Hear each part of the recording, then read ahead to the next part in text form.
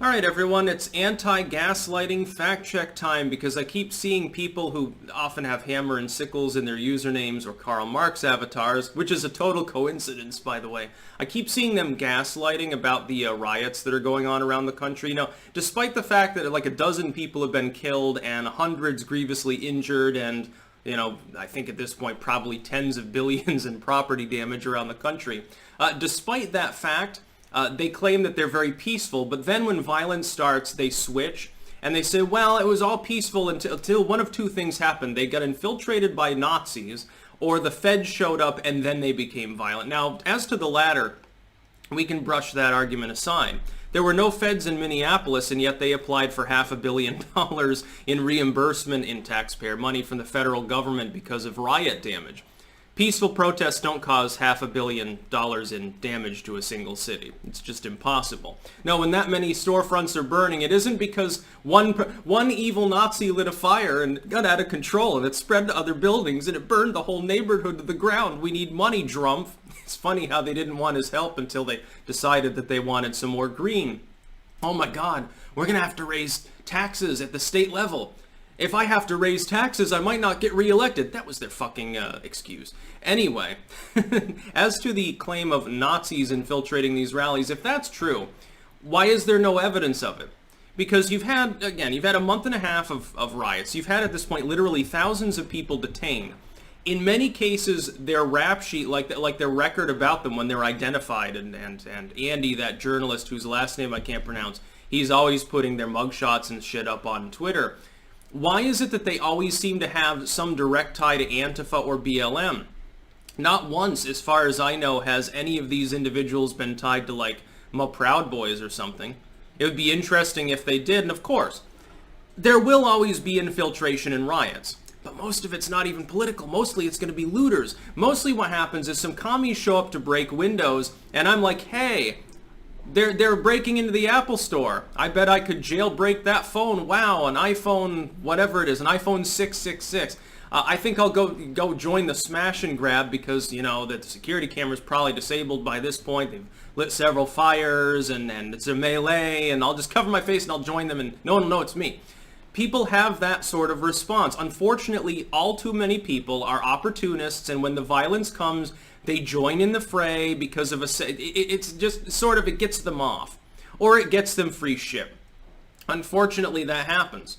And that, of course, is a force multiplier when it comes to the damage that's done. Antifa on its own does not have the capability of doing $500 million in damage in Minneapolis.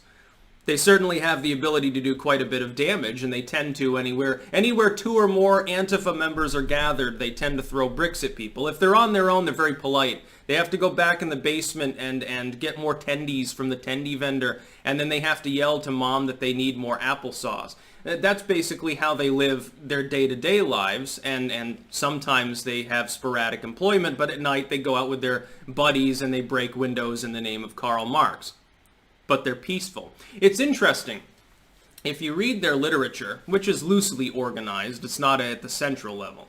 If you read all of the anarchist and communist literature, and you look at like social media posts, it's all basically kill cops, kill the rich, eat the rich, destroy the system. Yes, here's top 10 ways to smash windows and stuff. Gesundheit.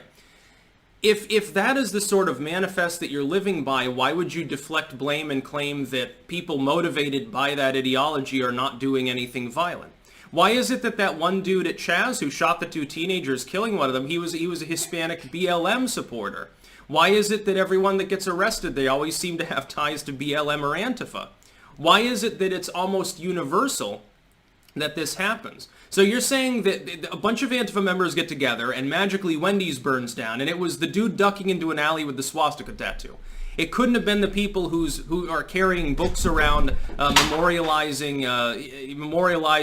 the Stalin era or something like that. They have nothing to do with it. And it's really funny when you like press the cringe fringe, like the post new left, you could call them, content creation. When you push them on these things, well, just because I'm a social democrat, totally not a communist, doesn't mean that I agree with all the methodologies of communism. But then they go on to defend Antifa. It's not really a movement, it's an idea. They're not the ones doing violence. I've seen them claim, again, I've seen them a million times now, they're like, there was no violence till the feds showed up. Bull fucking shit. Damage was already being done. People were already being killed and assaulted in all of these places before the feds showed up. They're being sent in as a reaction to the violence because the local and state police are either inept or unwilling to get involved. In most cases, having been muzzled by cities and by states that won't allow them to respond in the normal way. Literally, them trying to muzzle the use of riot gear in multiple cities. Well, you're not allowed to use tear gas anymore. Okay, well then how are the police going to operate to disperse people? They're not even going to get fucking involved unless there's a murder going on. Unless someone gets outright shot at this point, the police half the time won't even goddamn respond.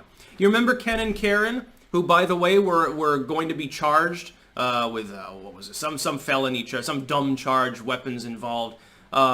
In St. Louis, the Gen X couple that gets incorrectly labeled boomers, you know, the dude with the AR-15, and the woman with very poor trigger discipline, unfortunately. That was not great optics for gun owners. They got charged, and I believe that the Attorney General and numerous others, the state has gotten involved and basically agreed to drop that. So they overruled the local prosecutor. Good on them. Funny scenario. They literally get forewarning that a mob is coming to their neighborhood intending to break down the gate, invade people's property, and potentially do a lot of damage, break windows and shit, which that same group had already been doing. It was funny because they cast it off as a peaceful protest. Oh, look at this footage. They're not doing anything wrong. That's because they had a dude pointing a gun at them. That's why they weren't attacking his house or trying to rape his wife or something. They were being very polite because of all the gun-wielding people around. It's amazing how that works. I wonder why these cities that are overrun with leftism would want to disarm people. They want violence. They want violence so they can push their agenda. They get charged, which was completely ridiculous. They had been told, though, the police won't show up if you call us. Oh, yeah, just stay inside, let them smash your windows and attack your car and maybe light your property on fire. We won't get involved. They tried to get private security involved. None of them wanted anything to do with it either. I would have armed up myself as well. I would have been standing on my front porch. I would have been armed, abso-fucking-lutely. And, of course, if you get charged for such a thing, generally speaking, some higher court will protect you. Keep that in mind as you look at the line of rioters filtering up through your neighborhood. There are limitations on the tyranny of the state towards legal, lawful self-defense at this point. No, there's the riots, violence is not because of Nazi infiltrators any more than it is the Fed showing up. It's just not happening. It's funny because there's relatively less going on in Washington, D.C., where the feds were involved to begin with. Interesting how that works. Extreme far leftism in D.C., extreme amount of BLM and Antifa presence, certainly. But it's largely dissolved. It's because they got involved early and they slowly ground them down. And most of those people will be facing terrorism charges, which I think is wonderful. I think it's wonderful when they get a dose of prison reality. They'll drop the shtick. They'll drop the strong, calmy, tanky bullshit once they drop the soap in front of Bubba a couple of times. That's about all. Peace out.